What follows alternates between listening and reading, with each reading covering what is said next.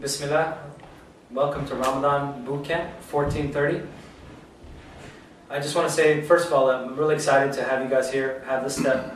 I'm also thrilled to have one of my teachers along this path in getting healthy and getting fit. And inshallah, I'm just at the beginning, and we're going to start together. I didn't want to take this path individually, so that's why I really started the Ramadan Bootcamp. And I'm thrilled to have brothers that I'm friends with, and I'm going to be developing some closer relationships. So before I introduce Pete Chesson, I wanted to just say, first of all, I can look you guys in the eyes right now and I can tell you that this will be a life pivot moment for you. You're going to look back 9 weeks from now, and you're going to look back, you're going to remember the couch, you're going to remember this carpet, remember these vegetables with no dressing here, and you look back and say, yeah, Brother Yusuf was right. 9 weeks ago, that was a life pivot, turning point in my life.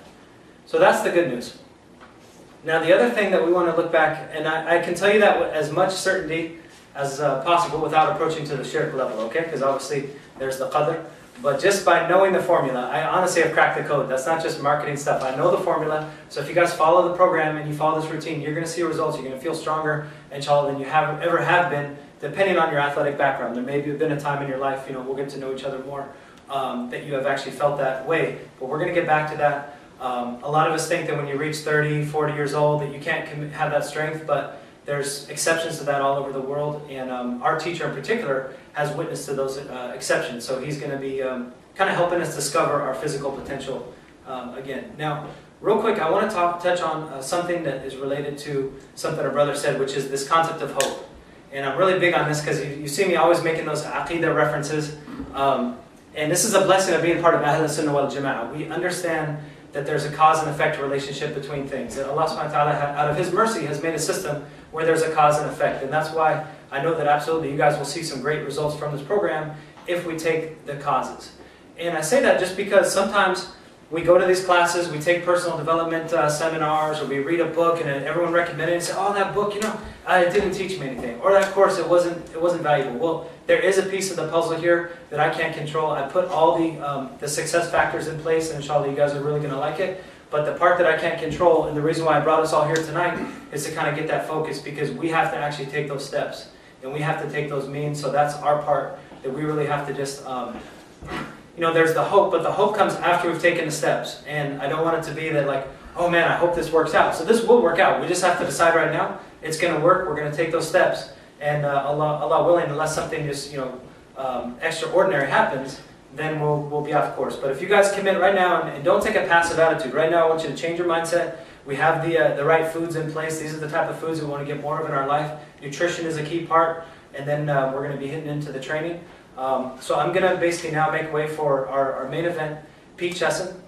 And just a quick background on Pete Chesson. I had the pleasure of getting to work with him at 8x8. He was kind of an old master who didn't need to come into Packet 8 at all. He wanted to just be a sales guy, but quickly all the sales guys wanted to go to him as a manager.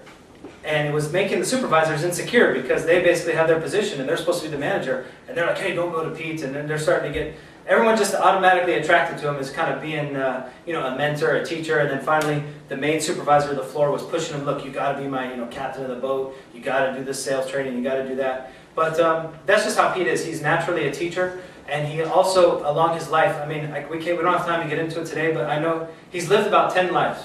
From motorcycle champion to street fighting to all types of just really fun stuff. And he's always lived life on his terms, which is just amazing. He's also done the corporate thing. He's been very successful at all types of things. But the bottom line is he's lived life on his terms, and that's what I really want. I know this is about fitness, but my goal is to help us get the strength to start seeing that. There's much more.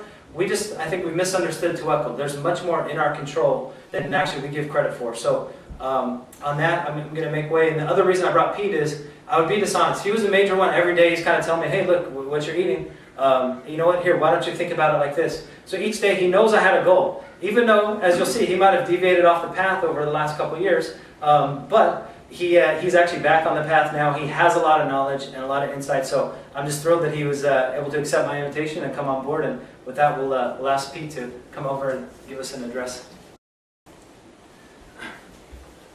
Well, thanks, guys. I'm actually pretty honored to be here. When he asked me first to stop by, I thought, yeah, I'm all quirky, man. I can't go over there and talk to these guys. That'll be a bad example. But let me digress a little bit. I want to just cover one quick thing. Somebody just said something about not being able to eat ice cream anymore. Okay. This is not about denial in your life. This is about opening things up in your life. This is about having more choices than you've ever had before. And I think you'll see that here shortly. Okay. You want to have some ice cream? Have some ice cream. If it's in the way of your goal, that's a personal choice you're going to have to make. I've opted for ice cream lately, but we're going back away from that. So what you have to understand is that you cannot live in denial. God did not create us to live in denial. Would you agree with that? Why would we be given so much abundance? But with that is the choice to make the right choices. I want to tell you a little bit about Yusuf. I met Yusuf a little over a year ago. We actually almost automatically gravitated together. There was a whole room full of people, him and I just kind of teamed up. You know, an old guy in his 60s and some young guy. It was kind of like the odd couple and sort of thing.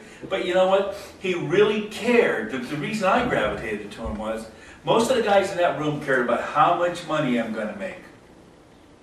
Just tell them anything, get the deal, maybe it'll stick. Yusuf was the guy in the room that stood out, that cared that he kept his word, that he cared that he did something for the customer that was right. And I think that that's a real important reason why I believe in what he's doing here. Because he's never come to me and go, hey Pete, how can I make a lot of money at this? He's always been, I found this is so fabulous. How do I share this with my brothers? How do I help other people? You're not going to find that every day. And I think you need to understand or hopefully realize that I think you're really blessed to be involved with something that has a true ethic about it rather than just, you know, hey, we don't really care. He's viscerally attached to your success. Without you guys succeeding, he's not going to be a success, and that's an important thing.